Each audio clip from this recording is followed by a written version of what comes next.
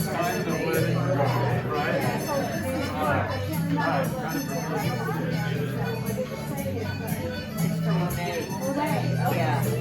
And I think if you're a member, you can just, pay the $40 for immersion.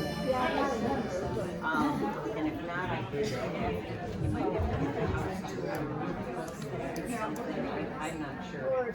The moment immersion, not immersion. I just wanted to say that my former husband's dad. Good morning. So everybody to find their seats. Good morning and welcome to the Unitarian Universalist Congregation of the Swananoa Valley. My name is Rochelle Broom and I'm a member of the Board of Trustees. We are a welcoming congregation, united on the side of love and justice. We like to say, we don't have to think alike to love alike. We strive to walk through this life with both open hearts and open minds. May the time we spend together today in this place make us braver, more compassionate, and wiser than when we woke up this morning.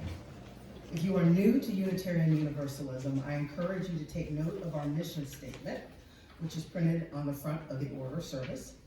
We also work to promote and practice the 8 principles, which are printed on the inside of your order of service. It's our tradition to welcome first and second time visitors and those who haven't been here for a while to stand up if you're willing and introduce yourself and let us know where you're from. Anybody on this side? I'm Peter Boggs, and I was one of the founding members of this congregation, but I've been away for a while. Welcome back. Anyone else on this side? How about on the other side of the sanctuary? Hi, I'm Karen Patrick, and I just moved to Fairview. Welcome. Hi, I'm Susan Landis, and I have moved here from Chapel Hill. Thank you. We're David and Debbie Yanik. Welcome. Anyone else? I'm Yes. related, no. I'm his mother-in-law, and that's my daughter and grandchildren up there. That's wonderful. Well, welcome. All right, well, welcome to you all. We're exceedingly glad that you're here today. If you're interested in learning more about us, or you would like to receive our newsletter or find out how you can be more involved in this community, there's a white card in the back of the pews, and if there's not one there, then there's a table out in the foyer, and there's a bunch of cards out there. Please fill it out. Either place it in the collection plate or leave it in the on the table in the foyer, and we can get in touch with you. I don't think we have any announcements today, so I will move forward with our Native peoples acknowledgement. It's our practice to acknowledge that the land where we are now gathered has not always been ours to call home. UUCSD acknowledges with respect that the land we are on today is the ancestral home of the Cherokee and of other indigenous people. The Cherokee, through stewardship, understanding, and conservation, survived and thrived in this land. We acknowledge their enduring connection to their homeland. Now, if you would, please silence or completely power down your cell phones so that our service may begin.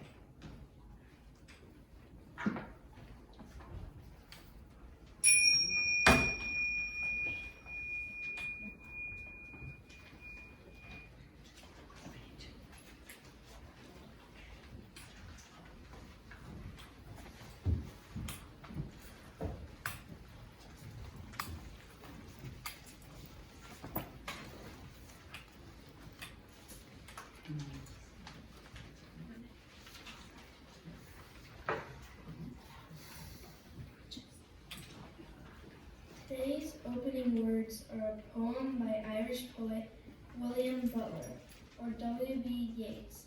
It is called To a Child Dancing in the Wind. Dance there upon the shore, what need have you to care for wind or water's roar?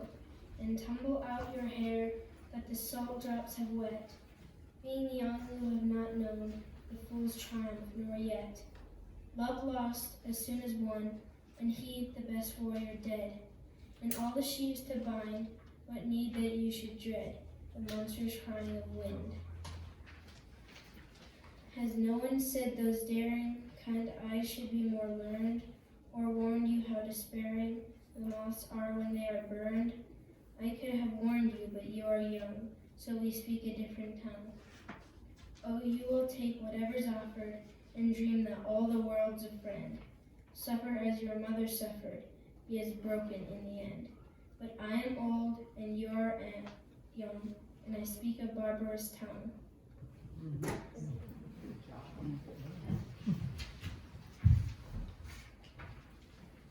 Please rise as you're willing and able to join us in a traditional Irish hymn, number 20, Be Thou My Vision.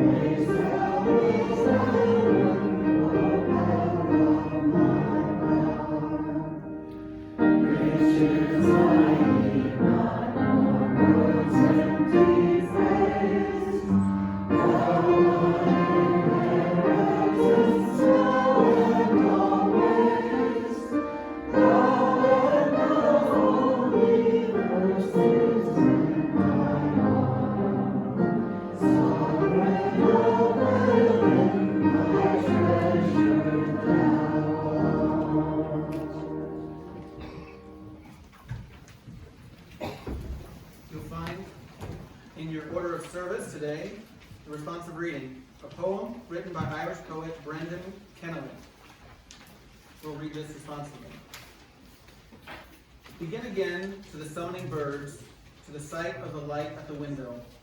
Begin to the roar of morning traffic all along Pembroke Road. Every beginning is from us, born in light and dying in dark. Determination and exaltation of springtime, flowering with age Lord.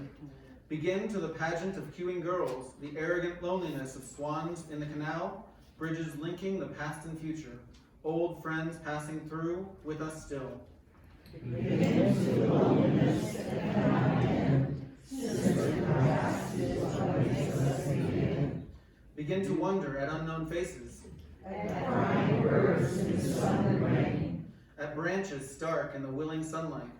At seagulls foraging for bread. At couples sharing a sunny secret. Alone together while eating good.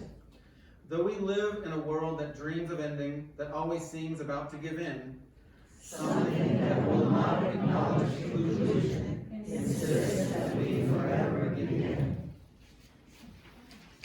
And now we'll join our voices again in an old Gaelic melody, number 38, Morning Has Broken.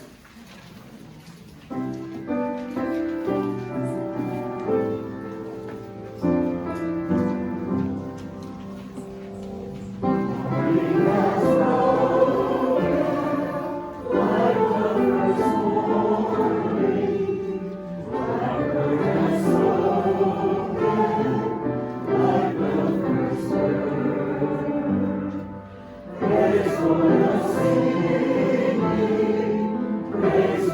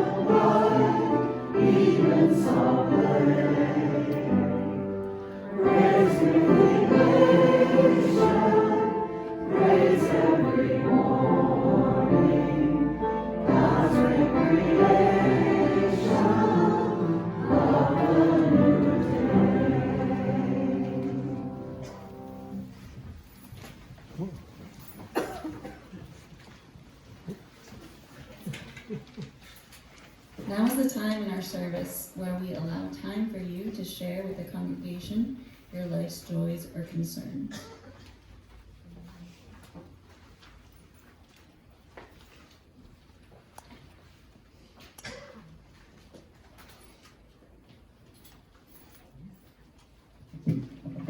My name is Peter Boggs, and I was pleased to see that we're celebrating International Day somehow, because I've lived in numerous countries, including Iran, Saudi Arabia, Iran, Ecuador, Mexico, Panama, and Peru. I think that's all. And I just returned from 3 months in Ecuador, and I'm getting used to life in the States again. For example, you folks don't realize what a privilege it is to flush toilet paper down the toilet. I see one, oh, amen. Also, today's my birthday.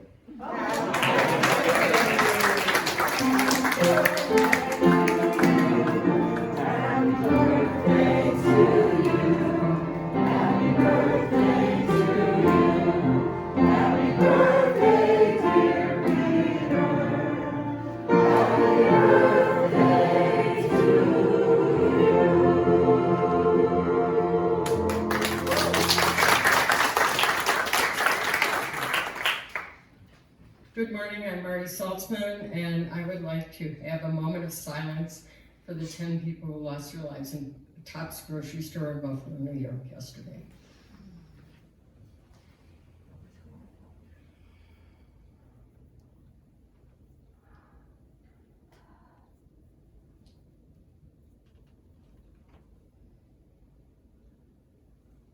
Thank you.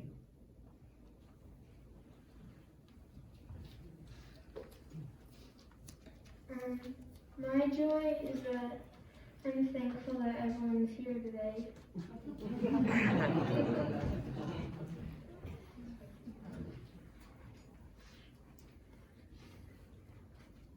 Good morning, friends. I'm Maggie Moon, and since it's International Day, I wanted to share with you, I've just gotten back from 2 weeks in Brazil, and visiting with old friends and family there, and taking my son to visit with his adopted family. He lived there for 6 months after high school, to take his fiance to meet his adopted family there.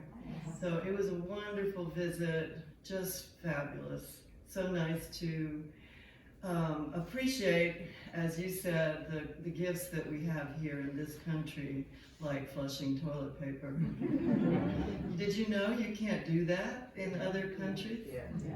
I'd forgotten. But it was a wonderful trip. It's good to be back.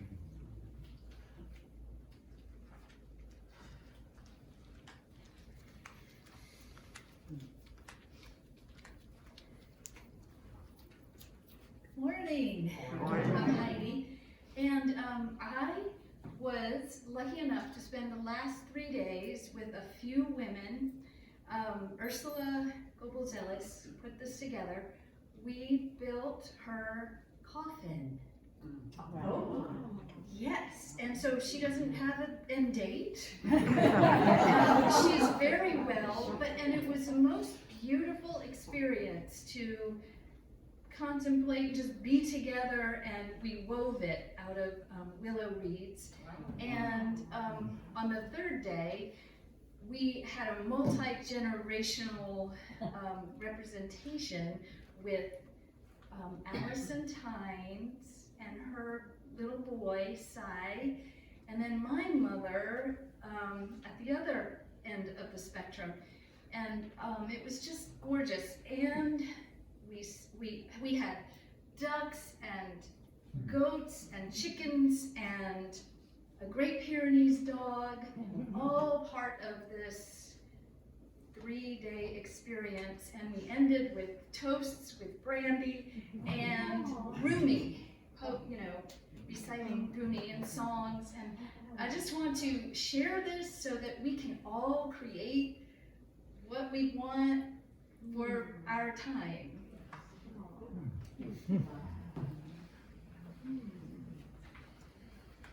And I have pictures. Hi, I'm Andy. I thought for a moment Heidi was going to say, and on the third day she rose.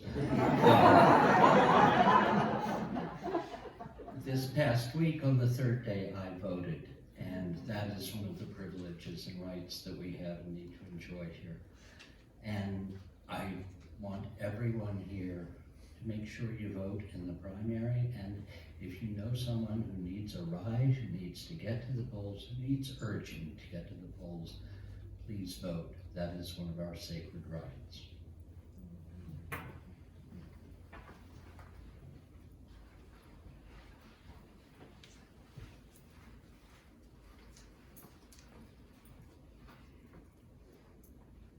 Good morning. My name is Sheila Evanchek. I'm from Ohio, and I claim Debbie and Roe as my kids. I feel blessed to be here this weekend because this is where I wanted to spend my birthday, that's today, as well.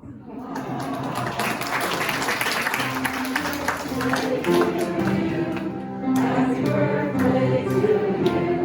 Happy birthday, dear Susan. Happy birthday to you.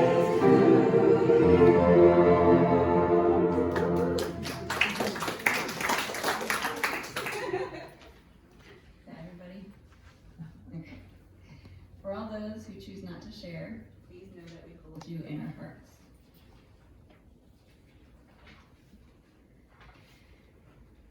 I selected this poem for our meditation because it is one reason our family went on this adventure. It is about the past and how we use it to connect to our current identities, an appreciation of Seamus Heaney's heritage and how he likens being a poet to the hard labor of his father and grandfather. Rather than manual labor, Heaney sees his work as an emotional labor, continuing his family's legacy. Now please center yourselves as you wish and listen to the author reciting his poem, Digging. Digging. Between my finger and my thumb, the squat pen rests, snug as a gun. Under my window, a clean rasping sound when the spade sinks into gravelly ground. My father digging. I look down till his straining rump among the flower beds bends low, comes up 20 years away, stooping in rhythm through potato drills where he was digging. The coarse boot nestled on the lug, the shaft against the inside knee was levered firmly. He rooted out tall tops, buried the bright edge deep to scatter new potatoes that we picked, loving their cool hardness in our hands. By God, the old man could handle a spade, just like his old man. My grandfather cut more turf in a day than any other man on Toner's bog. Once I carried him milk in a bottle, corked sloppily with paper. He straightened up to drink it, then fell to right away, nicking and slicing neatly, heaving sods over his shoulder, going down and down for the good turf. Digging. The cold smell of potato mould, the squelch and slap of soggy peat, the curt cuts of an edge through living roots awaken in my head. But I've no spade to follow men like them. Between my finger and my thumb, the squat pen rests. I'll dig with it. So good. And now, while our minds are one, I'll leave you with the elegance of silence.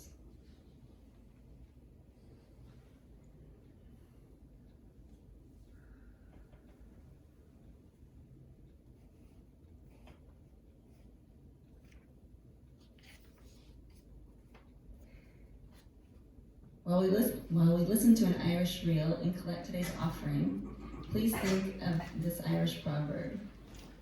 There are three things that can't be taught: generosity, poetry, and a singing voice.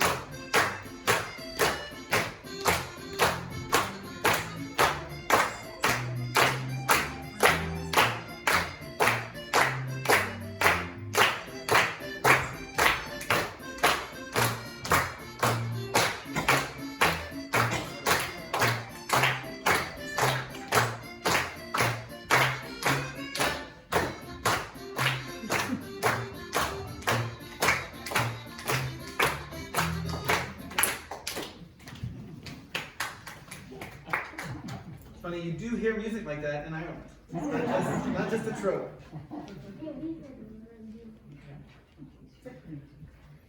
Besides family trips to South Florida growing up, my family did not make many trips farther than Brevard, and never to immerse into another culture.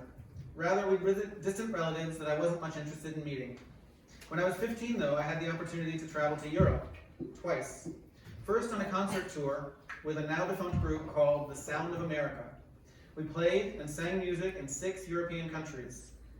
Then, a few weeks after I returned from that trip, I attended the Jubilee World Youth Day in Rome, with millions of Catholic youth from around the world, celebrating the turn of the millennium with Pope John Paul II. Both of these trips had a lasting effect on me, meeting people from completely different backgrounds and navigating cultures that were completely foreign to my Western North Carolina life. In fact, 8 years later, when we were planning our honeymoon, we used my Sound of America trip as the bones of our travel plans, visiting a few of the same small towns I had been exposed to as a teen.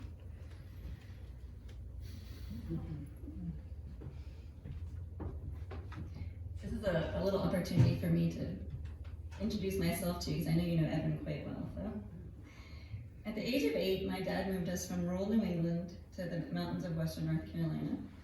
And through my youth, most of our travel was back up to visit family in New England. I also started to travel around the age of about 15, and I went to visit my sister in Mexico City, where she was studying at the time. Even at that age, I somehow felt the reward of connecting with people across language and cultural differences. Later in high school, I became fascinated with the French culture and everything about it. I had a fantastic teacher named Mrs. Showalter, and French Club went to France our senior year. She also brought me an opportunity to study French in the Swiss Alps. What a lucky trip. I earned a scholarship to go 2 weeks to a summer school in the Swiss Alps, learning French every day from a sassy Parisian woman. We slept in dorms in Swiss chalets, and I hung out with children from all over the world. We also hiked and whitewater rafted and camped and traveled to neighboring Swiss cities. I felt like I was beginning to find my tribe. I wanted to be a citizen of the world. This could be my life, traveling and telling about it. So I majored in creative writing in college and French minor. Sophomore year of college, I was ready to study abroad. So I discovered that I could go to Ireland and learn about my Irish roots. I took a semester in Irish literature, and of course it all went toward my major, which was pretty special. It was hard being in Cork at first, down in the south, and learning how to be alone abroad. Harder than I thought it would be. But I made friends, and I traveled around, and I was hooked. Shortly after college, I decided to move back to New England, to New Hampshire, and work as a landscaper for a few years to save money for my next trip, because it was always about the next trip. I wanted to spend a year traveling alone in Southeast Asia. I was like 21 years old. However, my mother had concerns about me traveling alone so far away, as mothers do. 2 weeks, or a year quickly became 2 weeks, and traveling with a friend of a friend. I learned a lesson that I do not travel well with those who know the ropes already. I learned that I travel to learn as I go, to make mistakes, and to grow from them. I travel to be anonymous and to observe and to witness humanity. So I went to Thailand, Vietnam, and Cambodia, and of course they were amazing. When you go that deep in the third world, you don't unsee many things. The poverty, but the beauty, the people, the barefoot children, the working elderly squatting on side roads, the roads, and the extreme lack of infrastructure. But you also see the ancient temples, you get to sleep in the jungle, and you get to eat the food. I felt the struggle of working my way through a culture as a minority. Go figure. A white girl who didn't speak the language, and it was humbling, and I still carry that experience deeply with me today, especially as we talk to our children about racial sensitivity. And I hope that they carry a bit of that with them as they grow. And I'd like them to experience it firsthand. So I eventually settled on a career that would allow me to travel and encourage travel, and I met Evan soon thereafter. On our first date, a big part of our get to know you conversation was telling stories about traveling, where we've been and where we were planning to go. Luckily, neither of us had very expensive hobbies or like to shop, so we'd much rather save money and plan a trip and have new experiences. So fast forward, shortly after I finished massage school, I had an opportunity to help a friend open a massage business and teach Pilates in an island on the Caribbean. So of course I was on that plane to Antigua, West Indies, East Caribbean, lodging and food paid for. Well, not food, but lodging. I had to spend 2 weeks away from Evan, so that was the hard part, but being game for travel, he came down to visit the last week of my 2-month stay. And of course, travel became a main pillar to our relationship. He had to understand that it was important to me, being comfortable, a little lost out in the world, enjoying the new, and seeking the unfamiliar.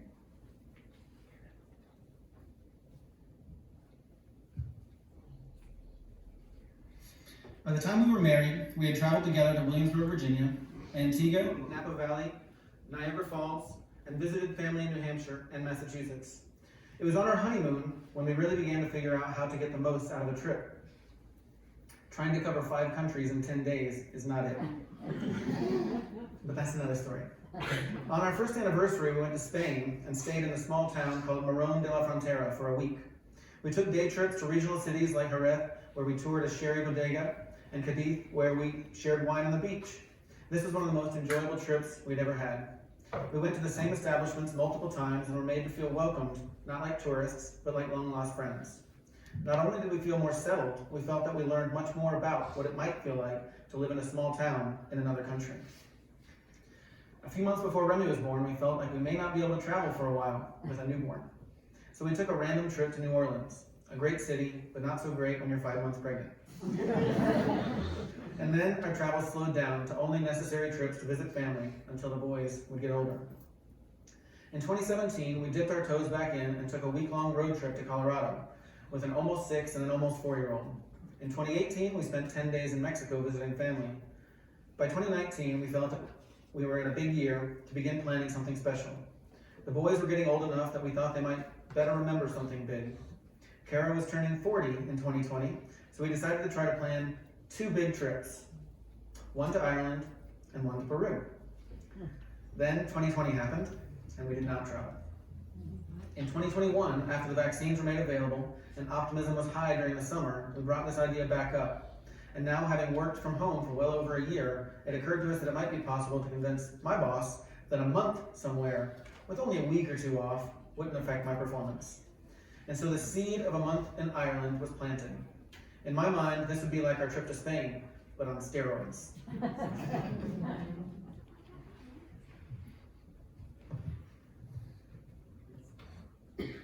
Ireland felt right, and Ireland felt easy. I discovered that I loved the research and the planning. I was excited about the things my kids would be excited about. I was excited to see the things I loved again, but also to discover the new. My maternal lineage is from southwest of Ireland. My mother is 3rd generation Irish American, born in the Boston area, and raised Catholic. We ended up staying a month in County Clare, near the birthplaces of my great-grandmothers. In college, I saw the things the tourist guides told me to. What I fell in love with was the land and the people and the ruined. I loved the history, but I also really loved the magic and the mysticism. I wanted to show the boys the places that felt magical and would leave the imprint on their hearts of where the people of Ireland came from and went like ghosts. I wanted them to see a bit of themselves and why they are who they are, from the green hills to the vast cliffs and the frequent and torrential rainstorms and the ruins. So much ruin of church and chapel and home and land. I wanted them to feel the hardness of the Irish past, but feel the softness of their art and their culture. So we often stood in the wind, and we often ran from the rain, and I let my boys hang off cliffs as they watched the seagulls dive down to the waves.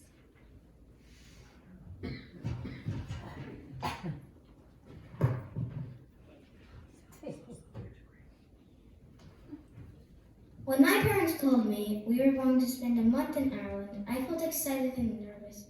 I was afraid of the plane crashing and how our dog Spencer and our cat Cloudsy would be when we were gone. When we landed in Ireland, it was morning and my mom wanted some coffee, so we got hot chocolate. It was very hot and I burned my tongue. We had a lot of hot chocolate in Ireland. There were even some places where they let you melt some hot chocolate into a cup of warm milk until it dissolved. Some of the most memorable things in Ireland were how they used words for things we use every day. In our house, we had biscuits, which meant cookies. They spelled tires T-Y-R-E-S. Because we were there in December, we heard a lot about Christmas, and they said Santy for Santa Claus. They also drive on the left side of the road, but sometimes confused my dad, and my mom would yell, left, left.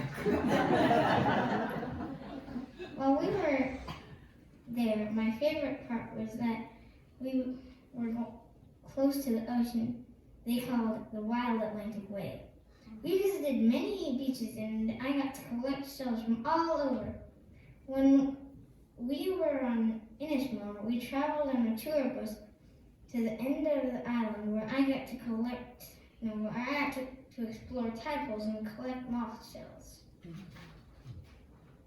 I also really like being so close to farm animals all the time. We visited a goat farm where they made goat cheese, which I loved.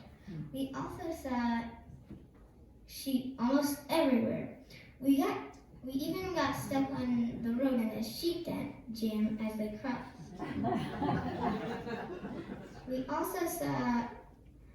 also got to stay on a working farm on a trip around the Ring of Kerry. When we woke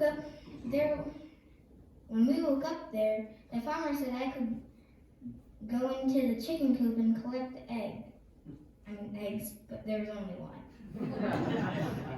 Another thing I remember was how the weather was different. In the first week we were there, it hailed almost every day. It was wet almost every day, but rarely had downpours, so we saw a ton of rainbows. We also visited several places on the coast that were so windy that I could almost lean my whole body into the wind and it could hold me up. It did make taking videos in the wind tough though. The last difference I noticed was the playgrounds. In Ireland, we almost always had a big zip line that was super fun. They also had some huge rope climbs and merry-go-rounds. We went to one playground several times in Ennis, and we saw kids getting out of school they were all wearing the same uniform. Overall, I thought Ireland was beautiful, and we had a fun adventure there.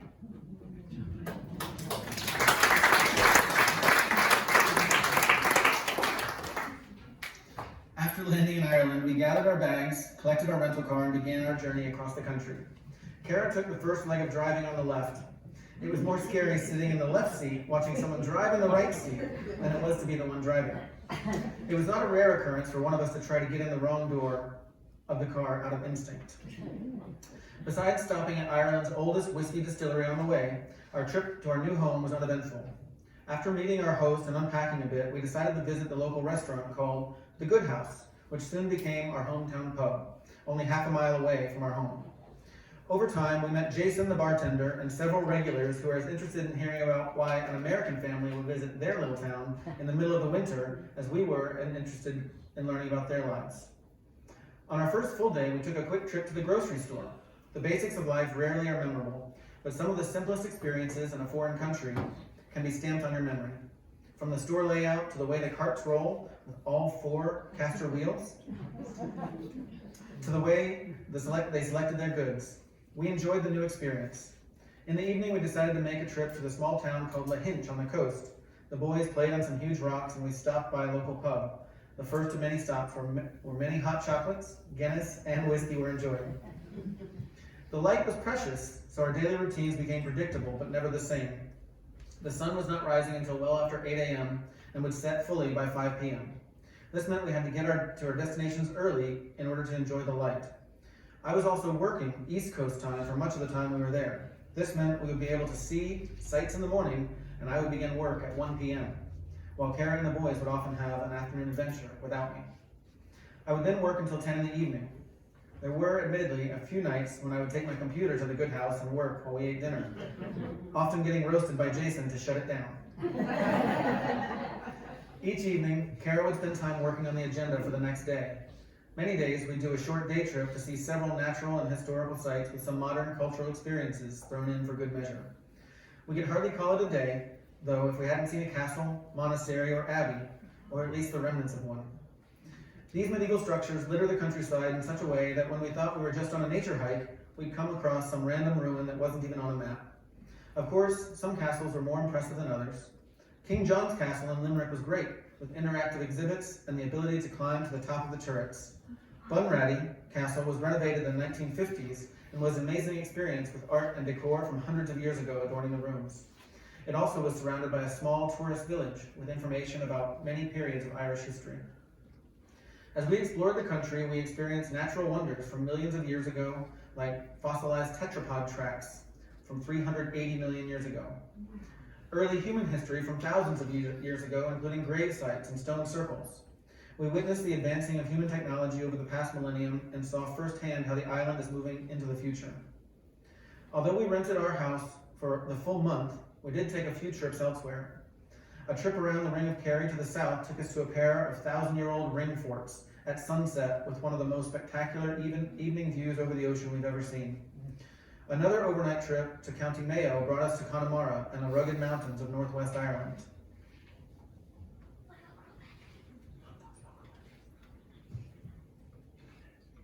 So as we've said, I did a lot of planning for our month in Ireland, but I also tried to be comfortable if we saw none of it. My number one destination was Dunangus on the island Mishmore out in the Aran Islands. Dunangus is a prehistoric stone fort that sits on the edge of a 300-foot cliff. Everyone goes to Ireland to see the cliffs of Moher, or as they say there, Moher, and the city of Dublin. Dunangus is my absolute favorite and most memorable spot. It is remote, it is rugged, and it is quite dangerous. We drove an hour north past Galway and traveled from the western coast on a ferry about 45 minutes to the farthest of 3 Aran Islands. Then you hike up, or you get on the island, you take a bus across the island, and then you hike up a half a mile to the fort. So it's pretty hard to get to. Then you take your time to explore the structure and to feel the history. And if you dare to crawl out to the edge, as my kids did, you get to right to the edge of the cliff and you look straight down. And it's breathtaking for several reasons.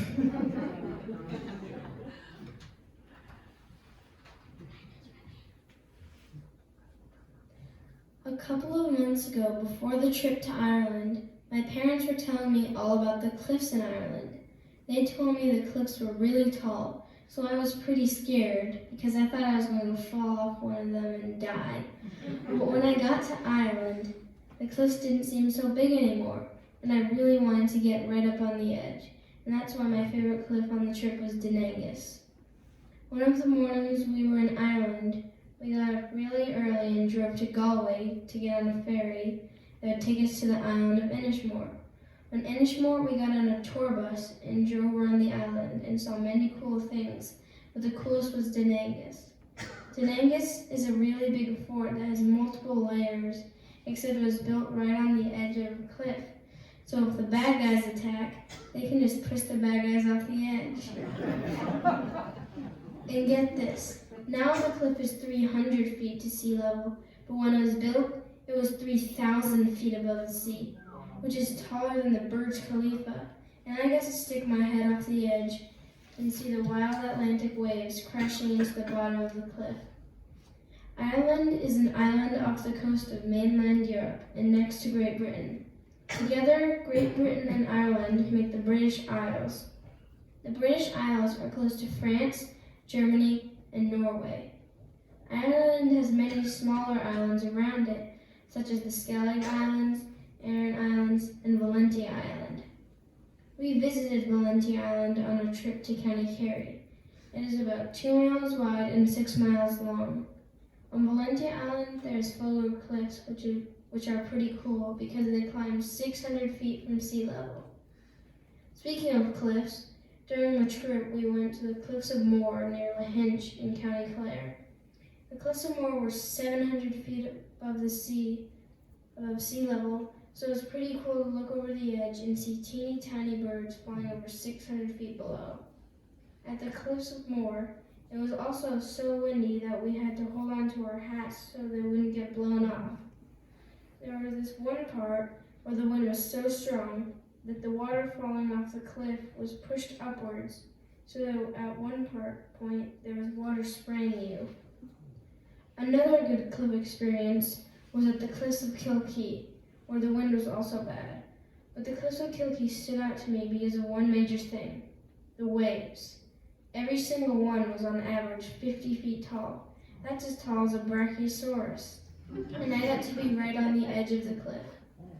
Oh, I almost forgot. We had a ton of hot chocolate. Ireland will definitely be one of the most memorable trips of my life. Thank you.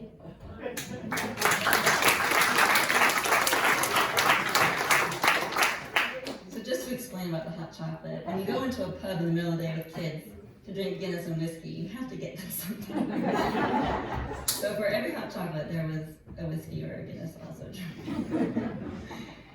The other major destination I had in our itinerary was Crowpatrick, also known as the Reek, the mountain where St. Patrick banished the snakes from Ireland. And for UUs, that translates to where Christianity wiped out the pagan culture as Catholicism took over.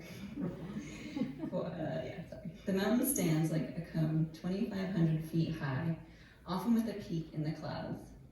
I often paused to take in the views as we hiked out to the bay and coastline below, and the sheep were grazing, the brooks pouring down the mountains.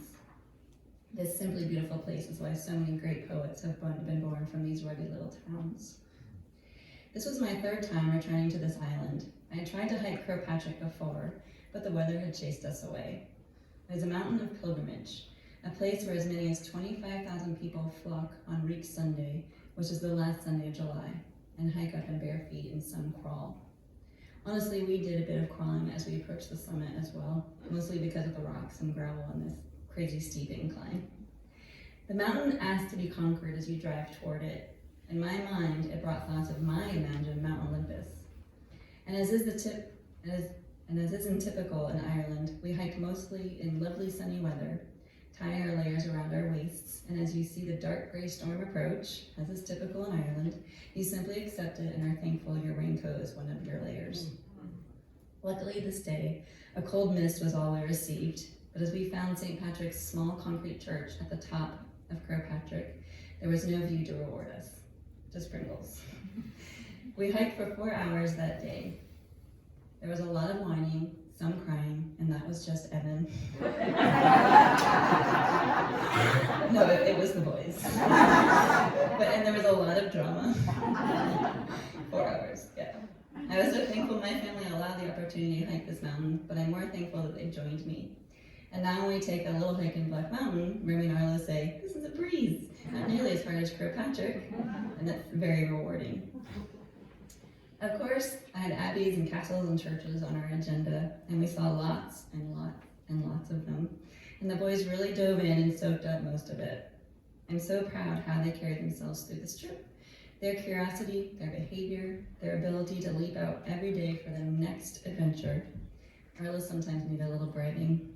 Another reason we had so much hot chocolate. But as long as we didn't time it too far from breakfast or lunch, they were pretty good to go. They are only 8 and 10 years old after all. And we always tried to have fun and to have them use their imagination. And honestly, if we left them to their own devices a good bit, they had a pretty good time. Remy and Arlo came away with an appreciation for how the Irish culture is different from ours, and how the differences between us are what enrich us, because there's always something to learn. We wanted them to get a feel for how big the world is and how many people fill up all those places. And as my mother always says, it'd be a pretty boring place if we're all the same.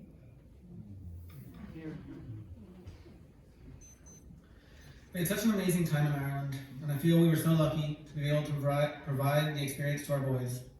They certainly came away from the trip understanding how people who are so similar to us can live differently, and how we really are all just citizens of the world. Thank you.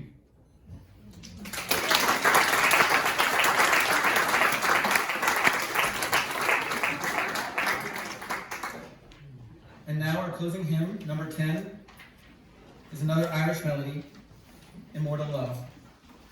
I'm going to play the whole thing this time because it's a little bit less familiar. It's number 10.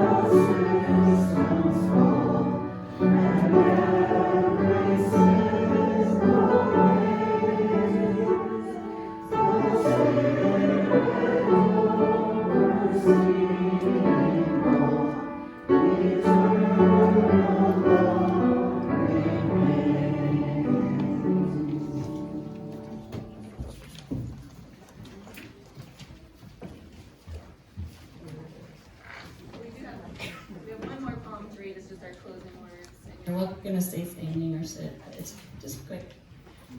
This is another poem by Brendan Kennelly called The Thatcher.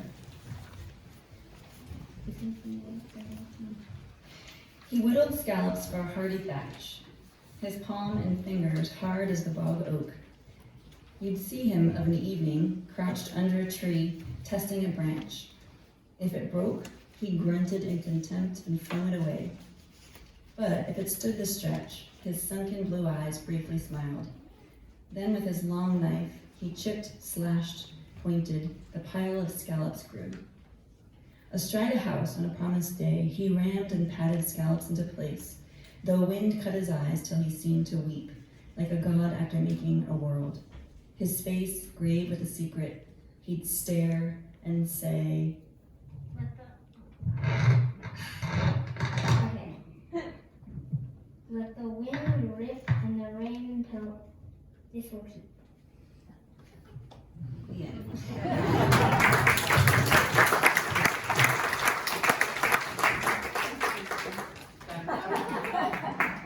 After the service, we'll be having about a 28-minute video montage of all photos and videos if anybody wants to stick around or not.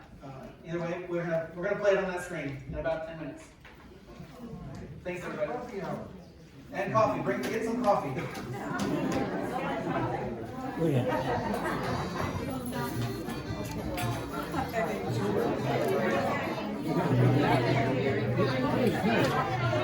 Welcome back.